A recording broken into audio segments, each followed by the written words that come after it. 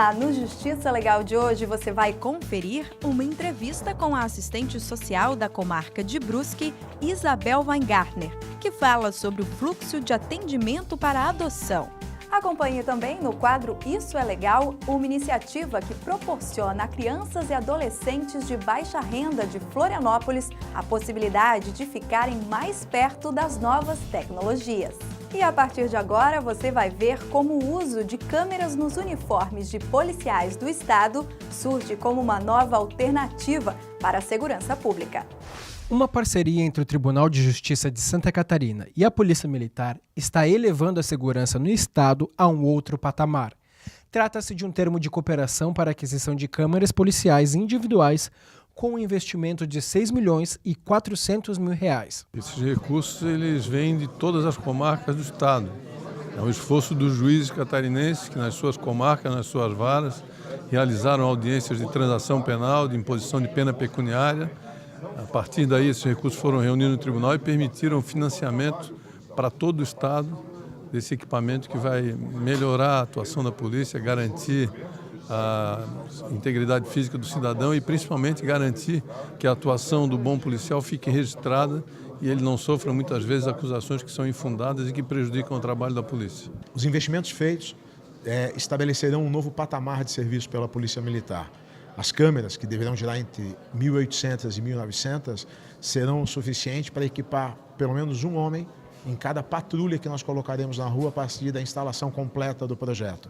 Isso melhorará a qualidade das provas coletadas, facilitando a apreciação da justiça e defenderá o policial de acusações infundadas, que também é bastante comum.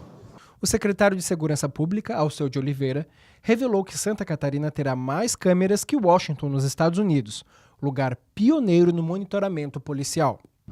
Essa não é uma medida inédita no mundo, já em algumas outras delegacias, não chega assim, não tem nenhum país que tenha isso implementado, mas existem experiências já de sucesso com algumas polícias. O Washington tem essa característica, até pela sua própria localização, junto ao governo central americano, de ter um grande investimento em tecnologia e em inteligência. E um dos investimentos é esse, é o mapeamento das ações policiais e das ocorrências através de câmeras individuais.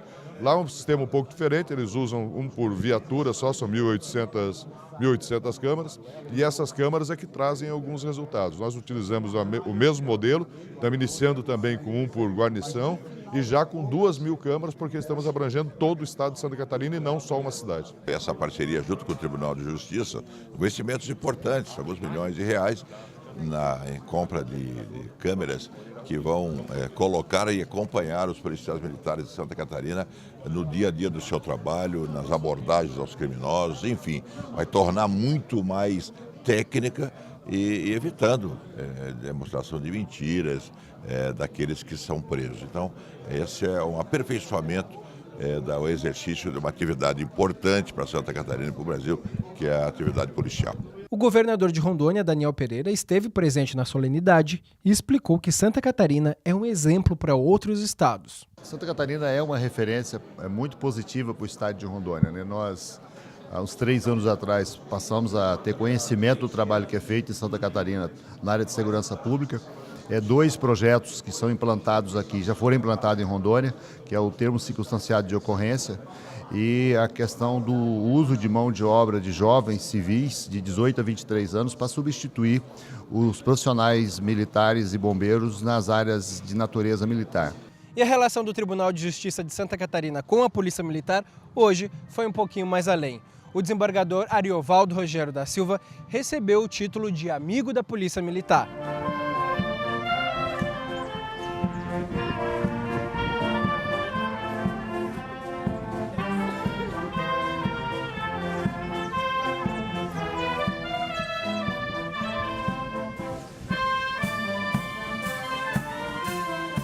Tudo que fiz não foi mais do que cumprir dever, cumprir obrigação, de maneira respeitosa a cada um daqueles com quem trabalhei. E se houve reconhecimento por parte deles, a mim resta o agradecimento. Estimular a criatividade e o senso crítico dos participantes. Esse é o principal objetivo, segundo os organizadores da oficina Clube da Mídia, que proporciona a crianças e adolescentes de comunidades de Florianópolis um contato direto com as novas tecnologias. E essa iniciativa é o destaque de hoje do quadro Isso é Legal.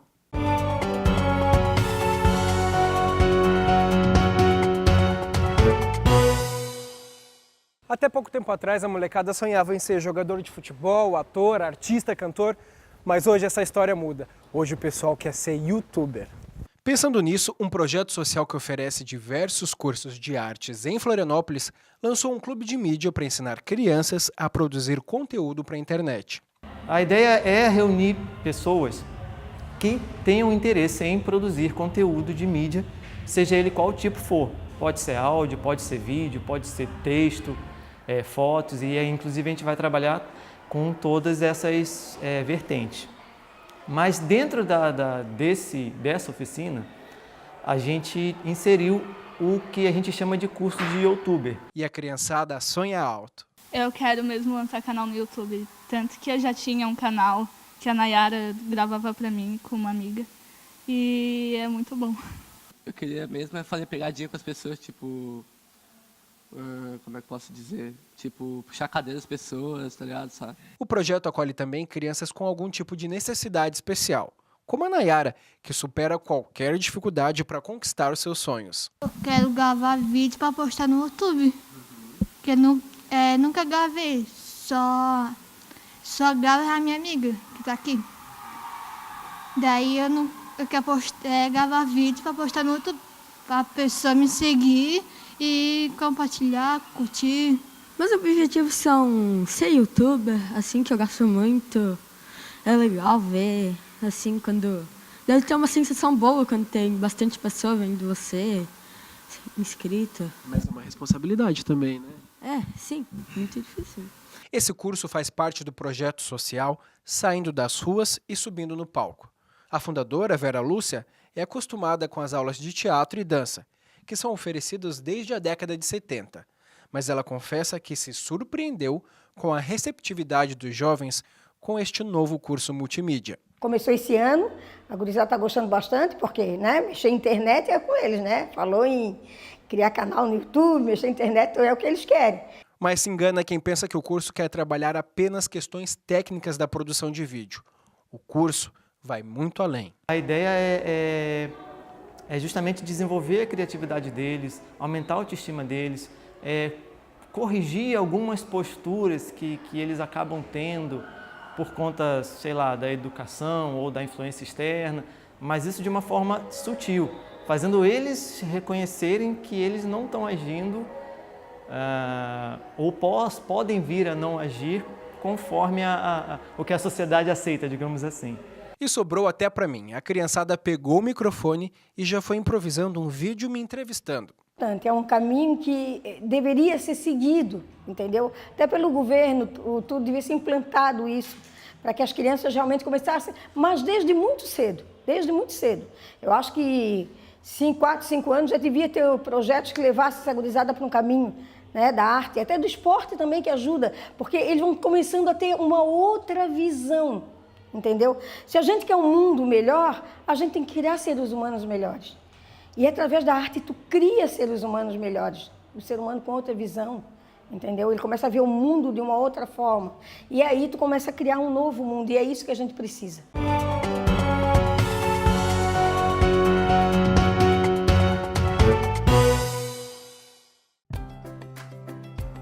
Adotar é dizer sim. É ter coragem de mudar o seu destino e o de uma criança. Seja qual for o motivo, quem adota tem sempre sonhos e muito afeto para compartilhar. Mas, além de ser um ato do coração, a adoção também envolve muita responsabilidade. Por isso, o processo passa por várias etapas para que todos tenham certeza da decisão. Se você quer adotar, veja quais são os passos. Qualquer pessoa, maior de idade, independente do estado civil, pode ser candidato. E quando estiver preparado, saiba que muitas crianças estarão esperando por você e pela oportunidade de ter uma família.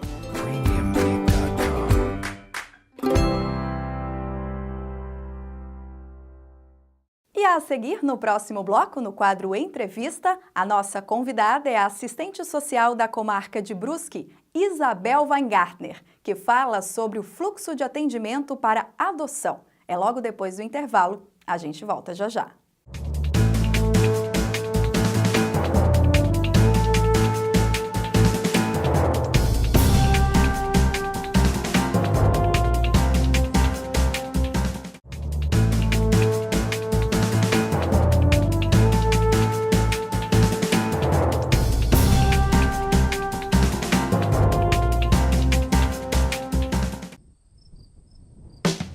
Seja qual for o destino, viajar é sempre um programa legal. Para muitas pessoas, a viagem começa com o planejamento do roteiro e no momento de fazer as malas.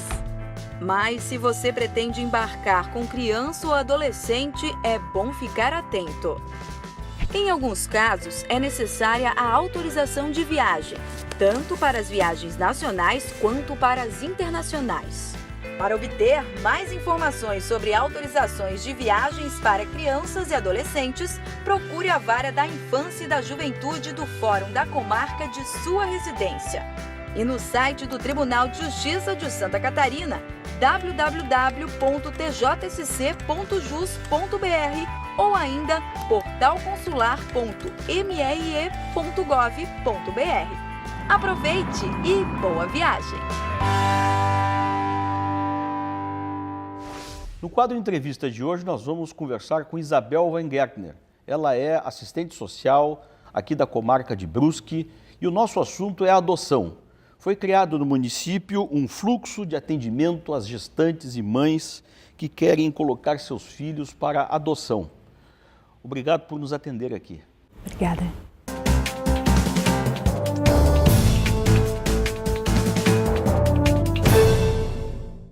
Lhe pergunto, a demanda da região toda foi exatamente a razão do início deste projeto aqui?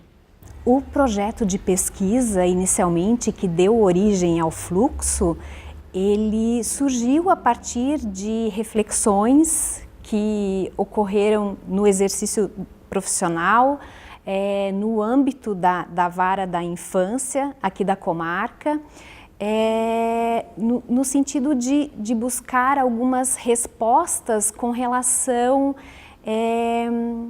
ao atendimento que era prestado às gestantes ou mães que manifestavam interesse em entregar seus filhos à adoção.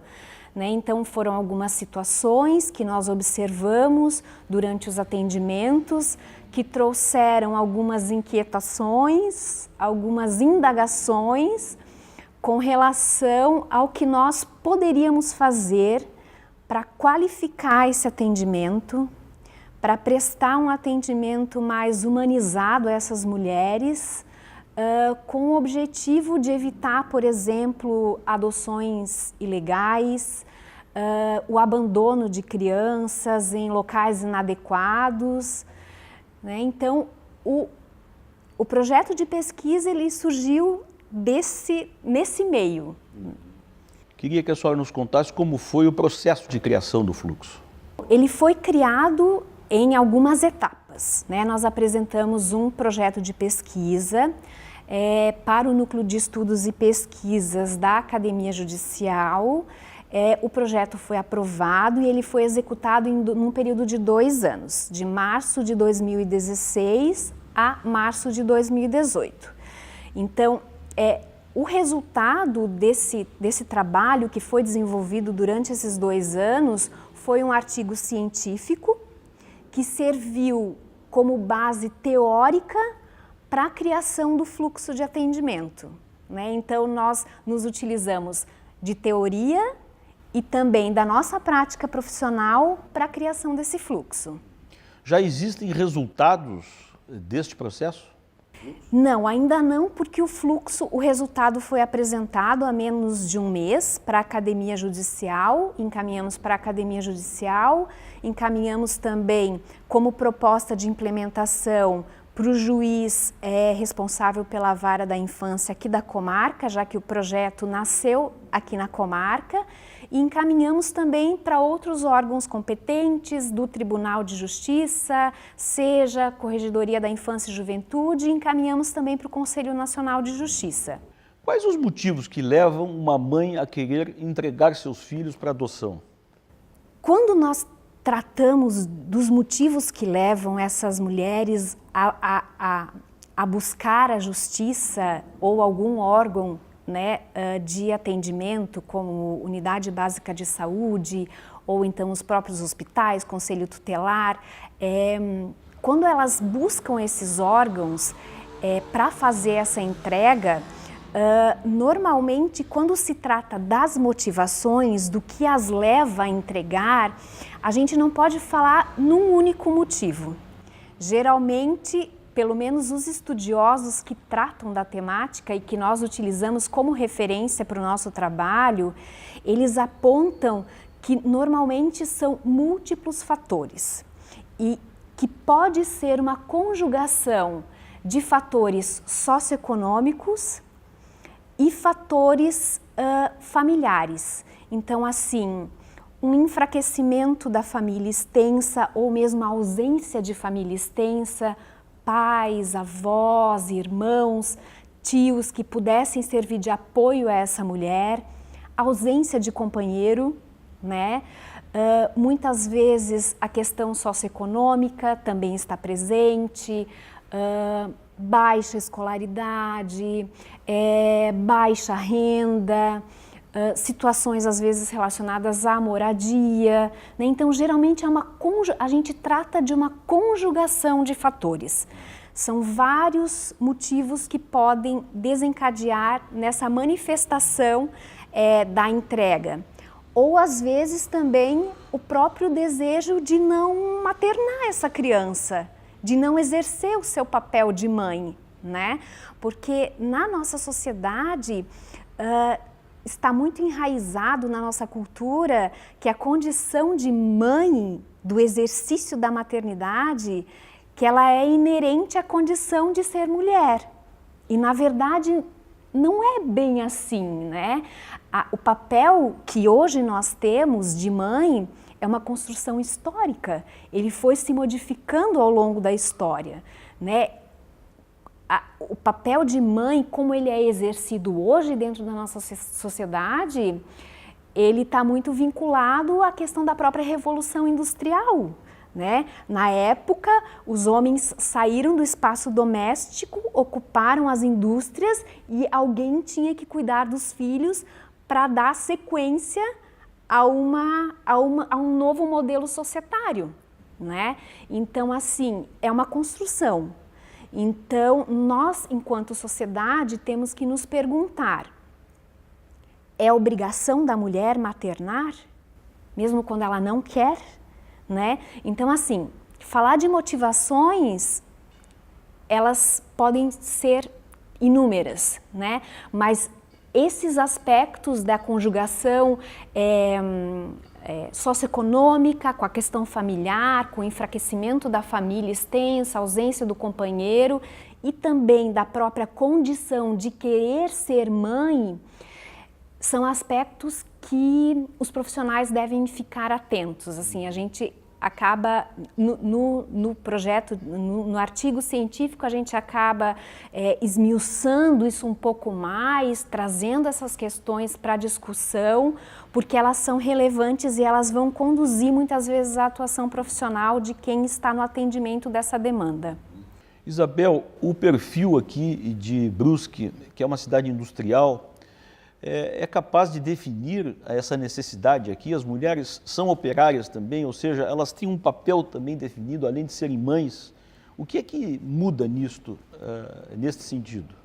Sim, houve uma modificação do papel da mulher, né, ao longo dos últimos anos. Ela se inseriu no mercado de trabalho. Isso, de certa forma, vem redefinindo alguns papéis familiares. Hoje a gente já tem uma participação maior do pai na questão da educação, do cuidado com os filhos. E alguns anos atrás, esse papel era exclusivamente exercido pelas mulheres, né?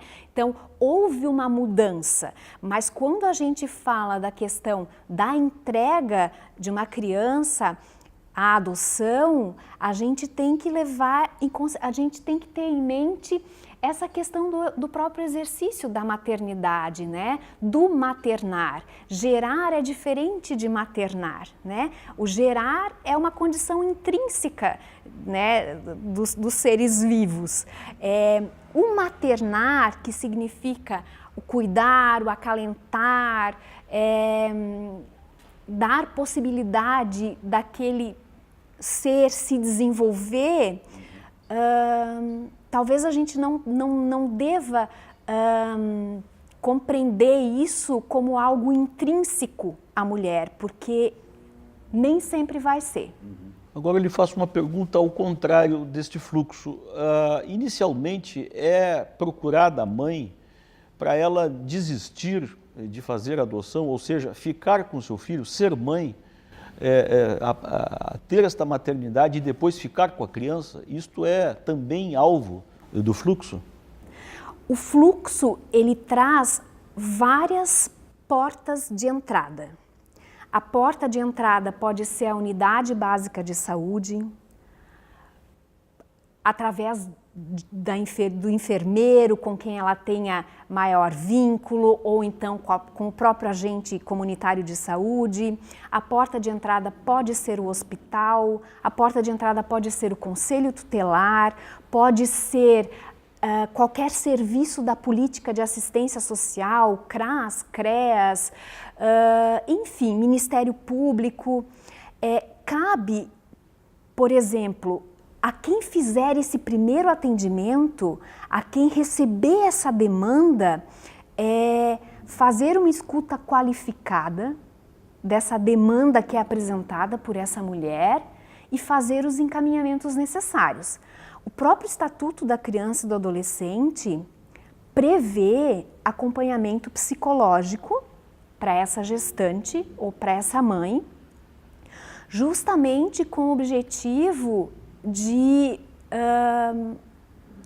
minorar as consequências do estado gestacional ou puerperal, porque é uma fase bastante complicada da vida da mulher. Então, assim, os encaminhamentos podem ser dados por qualquer órgão competente que fizer esse atendimento inicial, que fizer esse acolhimento, né? O importante é discutir com essa mulher se ela quer receber esse atendimento, né? Então, ela pode ser encaminhada para a política de saúde, para que receba esse atendimento psicológico, para que ela possa elaborar melhor essa decisão, para que essa decisão pela entrega ou não seja uma decisão consciente e também seja feita a partir de que existem possibilidades de um atendimento em rede que possa oferecer a possibilidade de ela permanecer com essa criança se ela assim o desejar, né? Então, o serviço que receber essa demanda já pode, com essa gestante ou com essa mãe, articular esse encaminhamento de uma forma que essa decisão seja tomada conscientemente, né? E com o mínimo de informações que ela precisa para tomar essa decisão. Há casos em que as mães desistem de levarem os seus filhos à adoção, em que elas queiram ficar com os filhos, e quando elas decidem fazer isso, é entregue estrutura, é dada a condição para que ela possa ficar com seu filho? Sim, ela pode, por exemplo, quando ela manifestar a intenção de entregar o seu filho para adoção, O serviço que realizar esse atendimento, essa escuta, vai fazer o encaminhamento para as políticas de assistência social e saúde, está previsto isso no nosso fluxo, e também vai fazer o encaminhamento dela para a Justiça da Infância e Juventude, em atenção ao que está disposto no próprio Estatuto da Criança e do Adolescente, que elas devem ser encaminhadas para a Justiça da Infância e Juventude. Então, ela vai ser... No fluxo está previsto esse acompanhamento justamente para que ela possa elaborar melhor essa decisão. Ela pode desistir dessa entrega durante esse acompanhamento, né? Durante a própria audiência, que vai ser realizada num outro momento, né? Quando a criança já tiver nascida, no caso do atendimento ter sido iniciado na condição de gestante ainda, né? Ou ela pode manifestar o arrependimento pela entrega até 10 dias depois da audiência de prolação da extinção do poder familiar. Né? Então, ela pode desistir da entrega em momentos diferentes, tanto do acompanhamento quanto da própria ação judicial, numa situação de já existir uma ação judicial. Então, assim, ela precisa ser acompanhada, né? E aí cabe às políticas públicas de assistência social, de saúde, promover esse acompanhamento, né? E numa situação de identificação, de alguma situação de violação de direitos, esses serviços devem comunicar imediatamente à justiça, né? Finalmente, Isabel, essas mães que doam seus filhos lá no final, já doados, essas mães são acompanhadas, ou seja, o fluxo acompanha durante, mas depois da adoção feita pelas mães, elas têm este acompanhamento também? Não há previsão legal no Estatuto da Criança e do Adolescente. Nós tivemos agora a promulgação de uma lei recentemente, em 2017, que inseriu vários artigos no Estatuto da Criança e do Adolescente, justamente sobre essa matéria que nós estamos discutindo agora, que é a questão do atendimento a essas mulheres, mas não houve previsão legal no sentido de promover esse acompanhamento pós-entrega. E nós entendemos que isso é extremamente importante, porque algum profissional precisa auxiliar essa mulher a elaborar o luto pela entrega, né? Porque nós estamos tratando de um assunto muito delicado, que ainda gera muita polêmica na nossa sociedade, apesar de que as situações de abandono, entrega e adoção estão presentes há séculos, né, na nossa sociedade, mas assim, o legislador talvez não se atentou à questão desse acompanhamento pós-entrega.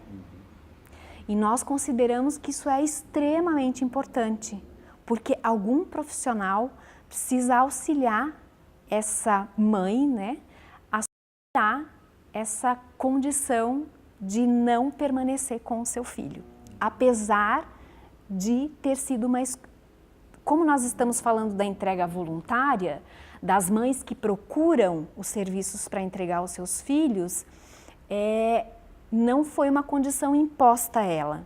É diferente das situações de destituição do poder familiar, né, em que se identifica uma condição de não possibilidade de permanência dos filhos com os seus pais. Nós estamos tratando de uma entrega voluntária, né? Ela buscou o serviço para poder fazer a entrega do seu filho para adoção. Então, ela não foi pressionada a tomar essa decisão, né? Ela buscou voluntariamente. Mas, mesmo assim, nós entendemos que ela precisa de auxílio num momento bastante crítico da vida dela, que implicou numa não permanência com o seu filho. Isabel, muito obrigado pela entrevista. Obrigada. Foi o nosso Justiça Legal desta semana. Nós voltamos numa próxima. Até lá.